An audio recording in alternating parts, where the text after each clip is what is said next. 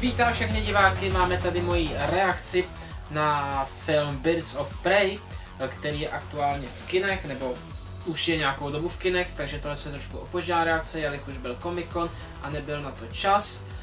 A takže jsem se dokud dostal hodně s opožděním, nicméně stále natěšený. A musím říct, že tenhle ten film údajně, co se týče informací, jakoby celkem propadl, nebo má problémy jako s vyděláváním, protože čekali, že to pravděpodobně vydělá víc. A upřímně, když jsem ten film viděl, tak jsem si říkal, že to nebylo tak hrozný a že mě to celkem překvapuje, protože si myslím, že tenhle snímek je podle mě zábavnější a možná i lepší než Suicide Squad.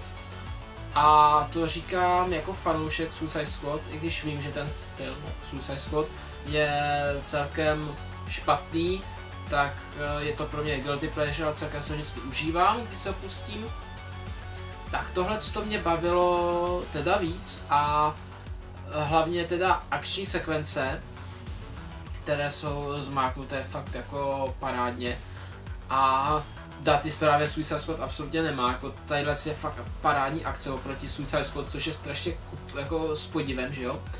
A je to možná částečně tím, že údajně najali choreografa, který dělal akci do Johna Wicka, takže se to na tom dosti podepsalo, dosti pozitivně, protože například scéna nebo akce ve vězení je fakt parádička, fakt.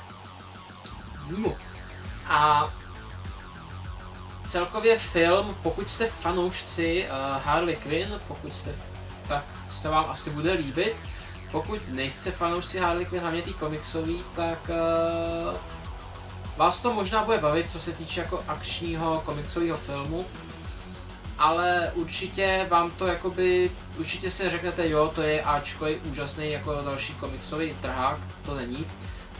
Dle mého názoru je to příjemná podívaná, je to barevný, je to akční, je tam fajn hudba, je to vtipný, ale prostě nemá to, nevím, na Ačkový titul a tituly typu Aquaman, jo. Přirovnal bych to takovým trošku nízkorozpočtovým věcem, typu spíš Deadpool. S Deadpoolem by se to možná trošku dalo srovnávat už jen díky tomu, že vlastně Harley aktuálně v komiksech zastupuje takovou jakoby verzi Deadpoola v DCčku. A podle toho je ten film taky točený. On se to sice jmenuje Birds of Prey, ale prakticky je to, nejsou sfilmovaný komiksový Birds of Prey, je to sfilmovaná komiksová Harley Quinn, jo, teda její komiksová série. Je tam hromada odkazů na vlastně na hyenu, kterou Harley má, nebo hyeny, který Harley má, protože nebyl rozpočet, tak tam má hyenu pouze jednu. A nebo tam má bobra, který ho má v komiksech, teď nemyslím jejího bobra, teď myslím plyšovýho bobra. A celkově prostě tam máte dosti těch jakoby nodů.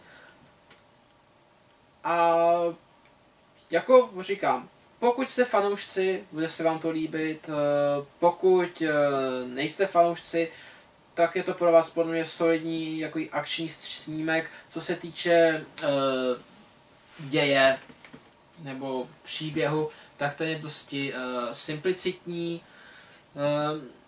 Nejlepší je prostě, jak je vlastně příběh vyprávěný, protože vlastně vypráví Harley Quinn, je to tím pádem prolamování čtvrtý zdi, alias Deadpool, a vypráví ho strašně na přeskáčku a teprve až vlastně v druhé půlci filmu se to ustálí. Což je celkem taky vtipně udělaný, ale dává to smysl, nejenom a to do sebe pak zapadá. Jako říkáte si, jo, je to zbytečný, protože je to takhle jako roztahaný, ale podle mě je to pouze z toho důvodu, aby to bylo humornější a aby to bylo nějak jakoby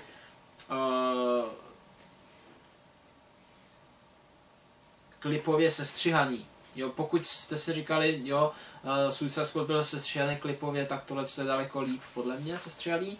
A hodně tomu určitě pomáhá to, že to je erkový, takže v zahraničí se prostě na to puberťáci nedostanou. U nás je to od 15 let, u nás ta přístup prostě řešila trošku jinak, takže to je ještě jakž v pohodě, proto taky to dostalo i dubbing, což je absolutně plně zbytečná věc. A trochu mě to udivilo. Každopádně tady se na to dostanete a rozhodně to tomu filmu pomáhá, protože tam máte to, co vlastně Suicide Squad nebylo, a to je to násilí. Máte tam krev, máte tam zlámané nohy a tyhle ty věci lítají tam střeva. Není to tak jako šílený jako v Tarantinovkách, ale jako jo, jako fakt to tomu pomohlo, fakt jako palce nahoru za to. Rozhodně tohleto mělo být Suicide Squad. Samozřejmě se tam mluví sprostě, vzhledem k tomu, že to je Erko, a některým postavám to sedne, hlavně těm záporným. Mimochodem, když jsme u těch záporných, tak se teď dostávám k Evanu McGregorovi, který tam hraje Black Maska alias Romana Sionise.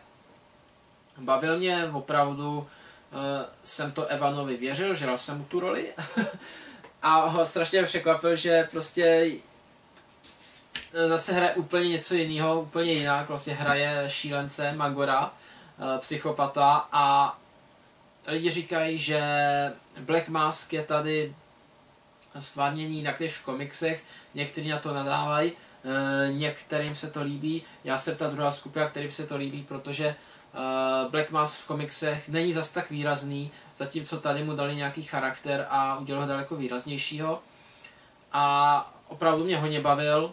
Stejně jako Zas, který mu tam dělá jakoby jeho pomocnou ruku, který všechno zařizuje a tak dále. Trošku mě mrzelo, že tam Zas mohl mít trošku víc prostoru, trošku víc tam mohla být rozebraná ta jeho psychopatická stránka. Byly tam takový ty náznaky, tož je trošku škoda. A co se samozřejmě týče hlavní hrdinky, tak Harley v podání Margot Robbie je super, je vtipná. Trošku jsem se ze začátku bál, když ten film začal, aby prostě to fungovalo, protože přeci jenom Harley neměla tolik prostoru v Suicide Squadu, aby mu to mohla se projevit tak, aby to mohla táhnout sama. Dělala tam vlastně po skokách, ale většinou to táhl Will Smith alias Deadshot. A jo, jako zvládá to. Tady spíš poskoka dělají ty ostatní ženštiny, jako například Black Canary a Huntress, který tam opravdu nemají tolik místa, ale z toho, co tam mají, tak je to fakt, jsou tam dobře využitý a fakt jsou parádní. A mají fakt parádně udělaný charakter, to se jako musí uznat, trošku mě mrzelo, že Black Canary tam teda nepoužívá tu svoji schopnost jako víc trošku, ale co se dá dělat. Na druhou stranu si to prostě schovávali pro to epický finále, což chápu. Samozřejmě Black Mask, pokud vás zajímá, jestli tam bude mít masku, viděli jste samozřejmě v traileru, že bude mít, tak ano, má ji tam, ale až ke konci filmu. A nehraje tam moc roli, jde spíš o to, že je tam spíš ta maska pro to, aby ji prostě měl z toho důvodu, že by ji měl mít. Samozřejmě si tam hlavně užívali McGregorův ksicht, že jo, protože je to známá hvězda a když už si zaplatíte Evan McGregora ve filmu, tak chcete, aby mu tam byl vidět v obličeji, když ne na takový peníze, nedáte mu na celý film černou lebku, že jo. Co se týče ty potvory malý, ty lupičky, která vlastně ukradne ten krystal, kolem kterého se to, nebo diamant, kolem kterého se to všechno točí, ty holčiny, takový ty silnější, šikmouky, tak to jsem se bál, že mě ta postava bude strašně štvát a nakonec byla celkem v pohodě. Ano, je napsaná otravná, ale nebyla tak otravná, nebyla tak na přes držku. Spíš to opravdu bylo to zahraný tak, aby prostě byla zábavná. Hlavně Harley tam celkem dávala kapky, ona to oči jako slizávala kapky, takže ono to bylo takový oboustranný. Ona něco ukradne, někdy dá přes čumu a tak dále, takže to nebyl takový ten parchant, takový ten nedotknutelný parchant, jo. Taky si ta své vytrpěla, takže si člověk jako říkal, OK, je to vcajk, jako. A jako celkově hudba někomu nemusí sednout, mě do toho filmu sedla, je taková praštěná, novodobá a jako jo, jako mně se to líbilo, dal bych tomu, kdybych měl hodnotit, tak bych dal třeba takových 7 z 10 určitě. Je to zábavná podívaná, rozhodně to není špatný film, rozhodně bych to doporučil. Hlavně teda pro fandy, pokud se vám líbila Suicide Squad Harley, nebo aspoň ta její část, nebo máte rádi komiksy, nebo nový animovaný seriál, který je mimochodem strašně parádní, který je strašně top, ten doporučuji. Asi zatím jakoby z těch věcí, co jsem poslední dobou viděl v těch seriálech a kreslených, tak fakt paráda. Tak rozhodně se vám bude líbit tohle, nebo byste na to mohli aspoň mrknout. Jak jsem říkal, co se týče kostýmu, tak ty jsou fakt praštěný, barevný. Jak Harley, tak Black Mask tam vystřídají za film snad. No, Black Mask vystřídá pomalu víc hadrů než Harley, což je strašně vtipný. Harley mimochodem vystřídá taky poměrně dost kostýmu, nemá jen jedny šaty, nebo jeden oblek, jako měla v Suicide Squad, nebo 2, 3. Tak to jich má takových 6-7, podle mě. A Black Mask jich tam musí mít takových 15 minimálně, protože v každé scéně má úplně jiný oblek, což je strašně vtipný.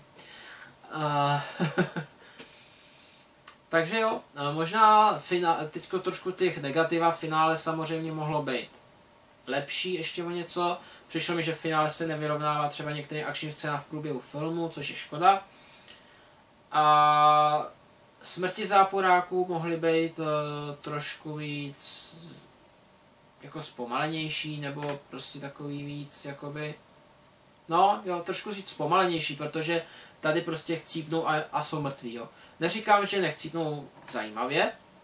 Black Mask je poražen zajímavě, je poražen vtipně, smál jsem se tomu. Částečně i ten zas. Omlouvám se, pokud je to spoiler. Takže tohleto video dáme do spoileru, ale... nebo částečných spoilerů, ale jako každý musí být jasný, že prostě Black Mask bude jakoby na odpravení v tom filmu, že nevydrží dlouho, nevydrží do dalšího filmu, protože ten záporák je poměrně malý a opravdu byl použitý pro ten film, aby mu prostě Harley nakopala prdel. Jinak Joker tam samozřejmě jako v podobě leta se ani nemihne skoro, maximálně mu tam uvidíte záběr na půlku hlavy ze zadu, takže ani nepoznáte, že je to leto, absolutně se ho vyvarovali. A dokonce vlastně, jo, úžas, má to takový vtipný úvod, ten film, který je animovaný. A i v tom animovaném, jako ty animované předmluvě, kde je Harley s Jokerem, tak tam je dokonce Joker prostě nakreslený jako ten úplně ten původní Joker. Jo, ten původně stvárněný, teďko nevím, kdo ho hrál tenkrát. To ani nevím, jestli jsem byl ještě ani na světě možná. Každopádně absolutní prostě vyšachování Jareda Leto. Není to, podle mě to částečně tím, že prostě třeba to měli ve smlouvě, že ho teď už nemůžou použít, když jakoby mu zrušili smlouvu. Takže proto tam prostě ho nemohli ani jako nakreslit nebo použít scény s ním, nevím jak to tam měli. A nebo se fakt tak báli, že ho prostě dali na stranu a nedali tam nikde ani jeho podopis, no, nevím. Je to trošku hnusný, protože hromada lidí nesnáší Jareda Leto jako Jokera, ale podle mě je to trošku neprávem, protože on tam neměl prostor se pořád projevit v Suicide Squadu a podle mě je to strašně nedoceněná postava a samozřejmě je to částečně tím scénářem, který tam dostal. Jo. Podle mě, kdyby třeba měl nějaký solo film, tak byl fakt dobře napsaný, tak ho lidi budou brát úplně jinak. Ale rozhodně jako hejtit ho za to, co předvedl Suicide Squad, je trošku, nevím no. Rozhodně bych ho neodepisoval a nerušil mu kontrakt kvůli tomu, jak ho tam režisér odprezentoval, nebo scénárista. A třeba bych mu dal šanci aspoň, aby se ještě někde objevil, protože pokud tu postavu dobře napíšete, tak nemusí mít ani hlavní roli a může vás bavit. Víš například tady Huntress. Takže si myslím, že kdyby ho dostal toho Jokera někdo fakt schopný do ruky a napsal mu nějakou malou roli v nějakém DCčkovém filmu, tak by to bylo super. Myslím si, že by tam třeba mohl mít nějakou konfrontaci s Harleynou, když už spolu nejsou. protože ten Joker tam furt někde je a určitě si nenechá jakoby, jak se říká, strát do bod prostě od Harley, která tam bude pobíhat po Gothemu a těch ostatních městech, a myslím, že je Gothemu. Takže tak, pokud se ptáte, jak na tom triku mám tu Harley s hyenou, a to není moc vidět. Pokud se ptáte, jak dopadla ta hyena, tak, nebo v celkově ve filmu ta hyena, tak má tam moc není, je tam v pár scénách, je tam většinou Harley doma. Ano, není. Říkal jsem si, že by tam mohla být trošku využitá víc, ale chápu, že prostě měli nízký rozpočet a že vůbec byli rádi, že tam nějakou hyenu udělali a udělali s ní vtipný scény, protože jo, ty scény jsou celkem vtipný s ní, vlastně tam furt hyhňá. Já si myslím, že Harley to má jako takovou náhražku za Jokera, potřeboval si najít nějakého jiného chechtajícího společníka, tak má prostě hyenu, která se mimochodem vtipně jmenuje Bruce, to není spoiler, protože to bylo v traileru mimochodem. Kdyby někdo začal říkat, že to všechno spoileruju. Takže jako jo, já myslím si, že říkám, nemusí to sednout každému ten film, ale rozhodně to není takový průser, jak někteří lidi říkají, rozhodně mi to bavilo a já jsem s tím spokojený, co jsem viděl, klidně si na to určitě zajdu ještě minimálně aspoň jednou a můžu to jenom doporučit.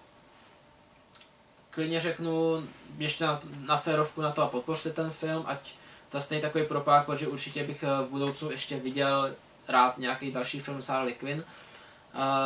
Třeba i s Poison Ivy, protože prostě ty dvě by měly mít určitě nějaký solo film, to by podle mě dopadlo líp, ještě možná líp jak tohleto.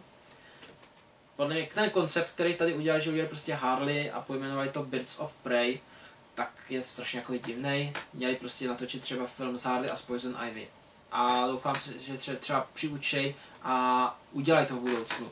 Mimochodem vlastně máme potvrzený aspoň ještě jeden projekt, kde uvidíme Margot Robbie jako Harley a to je Suicide Squad 2, když vlastně dotočila Birds of Prey, tak šel okamžitě natáčet tohleto.